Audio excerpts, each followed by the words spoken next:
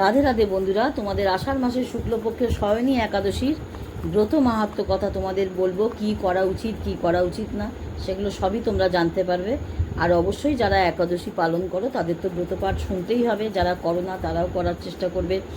আর আর এই ভিডিওটা পুরোটা সম্পূর্ণ দেখবে, দেখতে দেখতে একটা লাইক দেবে, নিজের মতামত দেবে। ভিডিওটা ভালো লাগলে অবশ্যই বন্ধু হয়ে পাশে থাকবে। যারা ইউটিউব থেকে দেখবে তারা চ্যানেলটা সাবস্ক্রাইব করবে, যারা ফেসবুক থেকে দেখবে তারা পেজটাকে অবশ্যই একটু ফলো করে দেবে, তাহলে পরবর্তী ভিডিও পেতে তোমাদের অনেক বেশি সুবিধা হবে। বন্ধু হয়ে সকলে পাশে থেকো। আষাঢ় মাসের শুক্লপক্ষের শয়নী একাদশীর ব্রতকথা তোমাদের পাঠ করে শোনাবো। এবার মহারাজ যুধিষ্ঠির বললেন, হে পুরুষোত্তম, আষাঢ় মাসের শুক্লপক্ষে কোন একাদশী আছে, তার নাম কি, তার বিধি বা কী, দয়া করে বলুন। ভগবান শ্রীকৃষ্ণ বললেন, আষাঢ় মাসের শুক্লপক্ষের একাদশীর নাম শয়নী একাদশী। এই একাদশী মহান পুণ্যময়ী, স্বর্গ এবং মোক্ষ প্রদানকারী, সর্বপাপ হরণকারী তথা উত্তম ব্রত। আষাঢ় শুক্লপক্ষের শয়নী একাদশীর দিন যিনি কমল ফুল দ্বারা কমল লোচন ভগবান বিষ্ণুর পুজো করেন তথা একাদশীর ব্রত করেন, উনি 3 লোকে 3 সনাতন দেবতাদের পূজার ফল প্রাপ্ত হবেন। হরিশয়নী একাদশীতে আমার এক স্বরূপ বলি মহারাজের নিকট, আর অন্য স্বরূপ ক্ষীর একাদশী, এই ক্ষীর সাগরে, এখানটা ভুল বললাম, ক্ষীর সাগরের শেষ নাগের উপর অনন্ত শয্যায় ততদিনই বিশ্রাম নেয় যতদিন না কার্তিক মাসের একাদশী না আসে। আষাঢ় শুক্লা একাদশী থেকে কার্তিক শুক্লা একাদশী পর্যন্ত মানুষের নানান প্রকার ধর্মচারণ করা কর্তব্য। এই ব্রত অনুষ্ঠানকারী পরম গতি প্রাপ্ত হয়। একাদশীর রাত্রে জাগরণ করে শঙ্খ চক্র গদা পদ্মধারী ভগবান বিষ্ণুর পূজা করতে হয় ভক্তি ভরে। এমতো ব্রতকারীর পুণ্য ফলের গণনা করতে চতুর্মুখ ব্রহ্মাজিও অসমর্থ থাকেন। এমতো মোক্ষ ও ভোগ প্রদানকারী ব্রত যিনি পালন করেন তিনি চণ্ডাল হলেও সংসারে সদাই আমার প্রিয় বলে কথিত হয়ে থাকেন। যিনি দীপদান, পলাশ পাতায় ভোজন এবং চতুর্মাস্য ব্রত পালন করেন তিনি আমার প্রিয়।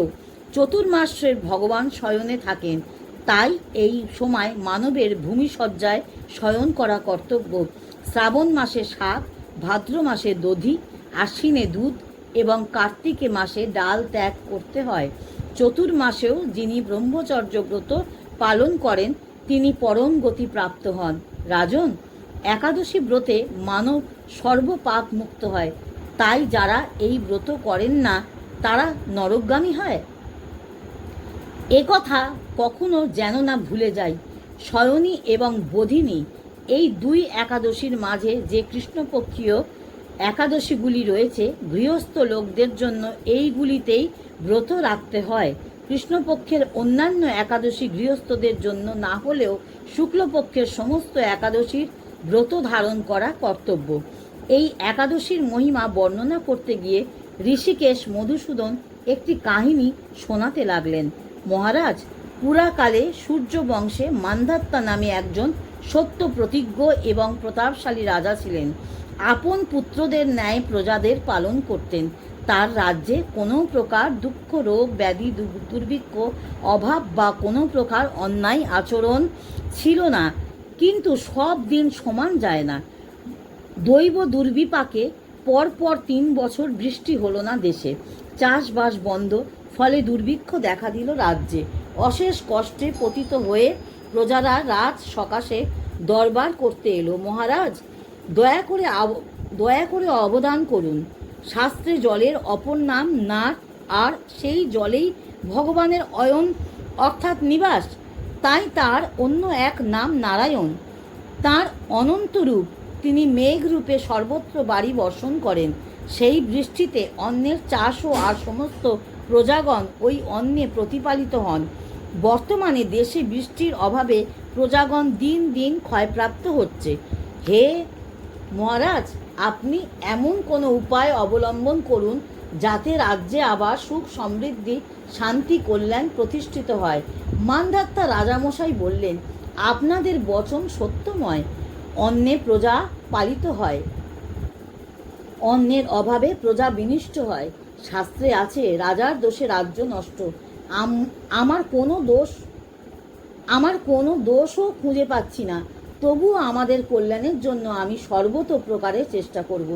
রাজামশাই সৈন্যদল সহযোগে বনে বনে সাধু মাহান্তদের আশ্রমে আশ্রমে ভ্রমণ করিলেন। একদিন প্রজাপতি ব্রহ্মার পুত্র মহাতেজা অঙ্গিরা ঋষির সাক্ষাৎ লাভ করলেন। সম্মানপূর্বক প্রণিপাত করে মুনিবরে আশীর্বাদ শিরা ধারণ করলেন। কুশলাদি প্রশ্নে রাজার তার রাজ্যের বর্তমান অবস্থার কথা বললেন এবং সর্বজন সাধ্য উপায় প্রদেশ প্রার্থনা করলেন। তদুত্তরে মহিষী অঙ্গিরা বললেন, আষাঢ় মাসের শুক্লপক্ষে শয়নী নামে প্রসিদ্ধ একাদশী ব্রত পালন করুন, এক মন এক বাক্যে। এর পূর্ণ প্রভাবেই অবশ্যই রাজ্যে বাড়ি বর্ষণ হবে। এই একাদশী সর্বসিদ্ধিদাত্রী এবং সর্ব উপদ্রব নাশকারিণী। হে রাজন, প্রজা ও আত্মীয়বর্গ সবাই মিলে এই ব্রত পালন করুন। মহারাজ রাজ্যে ফিরে এলেন এবং আষাঢ় মাস এলে পরে শুক্লপক্ষের একাদশী তিথিতে রাজ্যের সমস্ত প্রজাদের নিয়ে স্বয়ং ভক্তি কুসুমাঞ্জলি সহকারে একাদশী ব্রত পালন করলেন। ভগবান শ্রীহরি একান্ত সন্তুষ্ট হলেন। রাজ্যে প্রবল বাড়ি বর্ষণ হলো। সময় দেশে অন্নাভাব দূর হলো। ভগবান ঋষিকেশের কৃপায় প্রজাগণ আবার সুখের শান্তিতে কালাতীত পাত করতে লাগলেন। এই জন্য সুখ শান্তি মুক্তি প্রদানকারী এই উত্তম ব্রত করা প্রত্যেকেরই দরকার। ভবিষ্যত্তর পুরাণে যুধিষ্ঠির শ্রীকৃষ্ণ তথা নারদ ব্রহ্মা সংবাদে এই শয়ন একাদশীর মাহাত্ম্য বর্ণিত হয়েছে। হরিওম হরিওম হরিওম। তোমরা সকলে একাদশীর উপবাস পালন করার চেষ্টা করো। এই কথা বলবো, যারা করো না তারা ভয় পেও না, নিজের মতন করে গোবিন্দকে ভোগ লাগিয়ে অবশ্যই উপবাস পালন করার চেষ্টা করো। বাড়িতে সকলে মিলে উপবাস করার চেষ্টা করবে। যে কোনো উপবাস বাড়িতে সকলে মিলে করাটা সকল মঙ্গল হয়, বাড়ির কল্যাণ হয়, সংসারের কল্যাণ হয়। আর তোমাদের সকলকে আষাঢ় মাসের শুক্লপক্ষের শয়নী একাদশীর অনেক অনেক শুভেচ্ছা রইল, অনেক অনেক ভালোবাসা রইল। সকলে ভালো থাকো, সুস্থ থাকো, অবশ্যই একাদশী ব্রত পালন করতে থাকো। সকলকে রাধে রাধে, জয় গৌর জয়ন্তাই।